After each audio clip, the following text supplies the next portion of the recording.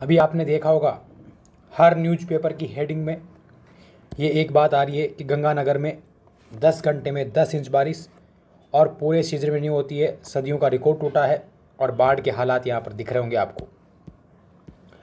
जाहिर सी बात है, पश्चिमी राजस्थान में स्थित ज़िले जिसमें मुख्यतः श्रीगंगानगर, बीकानेर, जैसलमेर और बाड़मेर, इसके अलावा शेखावाटी बेल्ट, इन क्षेत्रों में हम कहते हैं कि 25 या 50 सेंटीमीटर समवर्षा रेखा के पश्चिम में स्थित है। अर्थात यहाँ की जो वर्षा है, औसत वर्षा, वो 25 सेंटीमीटर से कम या 50 सेंटीमीटर से कम वर्षा के बीच ही होती है। तो आखिर अब क्या होने लग गया कि यहाँ पर सीजन में एक एक दिन में 37% पूरी वर्षा सीजन की कर रहा है। और आप देखेंगे तो पश्चिमी राजस्थान में बाढ़ की घटनाएं निरंतर बढ़ रही है। तो आज हम जानेंगे इसके पीछे क्या कारण है, क्या क्या कारण है जिनसे पश्चिमी राजस्थान में बाढ़ आ रहे हैं। और ये टॉपिक न केवल डिजास्टर मैनेजमेंट, जबकि आप आईएएस या आप आरएस बनेंगे तो आपको डिजास्टर मैनेजमेंट के तहत आपको आपदा प्रबंधन का कार्य सौंपा जा सकता है। उसके साथ ही ये विभिन्न प्रतियोगी परीक्षाओं की तैयारी करने वालों के लिए भी उतना ही महत्वपूर्ण हो जाता है। तो देखते हैं इसके पीछे क्या कारण है कि पश्चिमी राजस्थान में बाढ़ की घटनाएं दिनों दिन बढ़ती जा रही है। तो इसके पीछे आपने देखा होगा पश्चिमी राजस्थान में बाढ़ के हालात हैं। अब पहली बात आप ये समझ लें कि बाढ़ किसे कहते हैं। बाढ़ ये नहीं कि पानी का भर जाना बाढ़ है।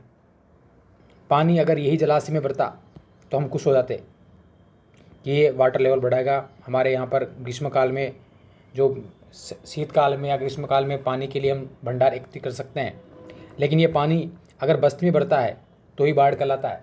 तो पहली बात ये को किसी भी बस्ती में अतिवृष्टि या वर्षा के कारण जल का भर जाना ही बाढ़ कहलाता है, जिससे धन की हानि होती है या होती है। ठीक है, देखो प्राकृतिक आपदा और प्राकृतिक आपदा होती है। तो इस प्रकार हमें ये पता हो गया कि बाढ़ किसे कहेंगे कि किसी भी मानवीय बस्ती में या बसावट में पानी का भरना ही क्या कहलाता है, बाढ़ कहलाता है। अगर ये पानी किसी जलाशय में भरेगा तो उसको हम बाढ़ नहीं कहेंगे। तो बाढ़ की परिभाषा में बस्ती है जिसमें मानव जनजीवन प्रभावित होता है और उसमें हानि की संभावना रहती है। ठीक है, प्राकृतिक आपदा या प्राकृतिक जो घटनाएं हो रही है, विपदाएं हो रही है, ये इसके एक प्रमुख घटनाओं में से एक है जो भारत में सर्वाधिक घटनाएं आती है, लेकिन पश्चिमी राजस्थान में इसकी घटनाएं बढ़ रही है। क्या कारण है? सबसे पहला कारण है वर्षा की अधिकता। अब ऐसा क्या कारण हो गया कि वर्षा की अधिकता होने लगी पश्चिमी राजस्थान में? देखो, आपके पीछे वर्षा की अधिकता के लिए मैंने एक बार बताया था कि वर्षा क्यों होती है। हमने कहा था कि ये सापेक्षिक आर्द्रता के कारण होती है। सापेक्षिक आर्द्रता जब 100% हो जाएगी तो बरसात होती है। पश्चिमी राजस्थान में जो निरपेक्ष आर्द्रता है वो बढ़ने लग गई है। कौन सी आर्द्रता की बात कर रहा हूँ मैं? निरपेक्ष आर्द्रता बढ़ने लग गई है। अब देखिए इसको आप,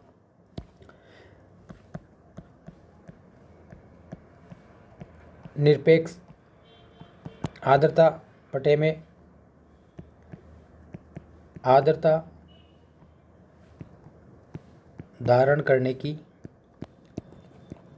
क्षमता इंटू 100, जब इन दोनों का प्रतिशत में 100% आ जाता है उसे सापेक्षिक आर्द्रता कहते हैं। और जब सापेक्षिक आर्द्रता 100% हो जाती है, 100%, तो बारिश होती है।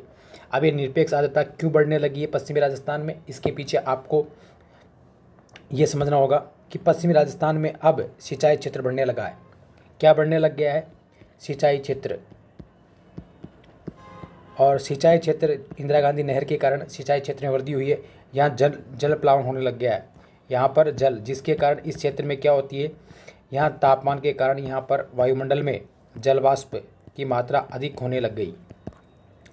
वायुमंडल में जल वाष्प की मात्रा अधिक होने लग गई है, जिसके कारण जब भी कोई हवा आएगी इधर से जिसमें आर्द्रता धारण करने की क्षमता है लेकिन वो पूर्णतः संतृप्त नहीं है, तो वो यहाँ से जो एक्स्ट्रा जल है, एक्स्ट्रा नमी इस क्षेत्र में आकर धारण कर लेती है। और जैसे इस क्षेत्र में एक्स्ट्रा नमी धारण करेगी तो उसकी सापेक्षिक आर्द्रता 100% हो जाएगी और जिसके कारण यह वर्षा होती है। आपके समझ में नहीं आया होगा, इसको मैं दूसरे शब्दों में समझाता हूँ कि जैसे कोई हवा है जिसकी यहाँ पर उसमें नमी कम है, मान लो भी 50 ग्राम है उसके अंदर, और उसकी धारण करने की क्षमता है 70 ग्राम। भाई तापमान ज़्यादा होता है तो आर्द्रता धारण करने की क्षमता ज़्यादा होती है। इसमें मैंने इसके लिए अलग से सेपरेट वीडियो बनाया कि वर्षा कब क्यों और कैसे होती है, वो आप देखकर इसको पढ़ेंगे तो अच्छे से समझ में आएगा। अब ये हवा है इस कंडीशन में है, लेकिन जैसे ही श्रीगंगानगर या पश्चिमी राजस्थान जहाँ पर सिंचाई का पानी है वहाँ जलवाष्प आ जाती है एक्स्ट्रा, तो ये जलवाष्प किसको बढ़ा देगी, निरपेक्ष आर्द्रता को बढ़ा देगी। और जो इसमें 20 कम था वो 20 ग्राम जलवाष्प यहाँ से धारण कर लेगी, जिसके कारण ये क्या हो जाएगा 70 बटे में 70 गया, तो ये कितना आंसर आ गया किसका 100%। इस प्रकार सापेक्षित आर्द्रता जल्दी वहाँ पर 100% हो रही है पश्चिमी राजस्थान में, जिसके कारण पश्चिमी राजस्थान में बाढ़ की घटनाएं बढ़ रही है। एक कारण ये आप लोगों को याद होना चाहिए कि पश्चिमी राजस्थान में बाढ़ क्यों आ रहा है। दूसरा कारण है कि वहाँ की जो धरातलीय संरचना है, भूगर्भिक संरचना, वो भी किसी इस प्रकार की है कि वहाँ पर बाढ़ की घटनाएं अक्सर देखने को मिलती है। देखो पश्चिमी राजस्थान वाला क्षेत्र था, पहले आपको पता ही है टेटिस सागर का एक भाग था, जिसमें लवणीय तत्व थे, जिसमें जीवाश्म तत्व हैं, जिसमें जिप्सम के तत्व हैं। और विशेष रूप से जिप्सम के जो तत्व हैं वो जैसे ही ऊपरी भाग से पानी की बूंदें इस परत को स्पर्श करती है तो ये परत क्या हो जाती है, एक ठोस की तरह व्यवहार करने लगती है, जिससे वर्षा का जल रिसकर ज़मीन में सोखने की कंडीशन में नहीं होता है और ये पानी ऊपर ही भरा रहता है। ठीक है, तो इसके कारण भी वहाँ बाढ़ आती है।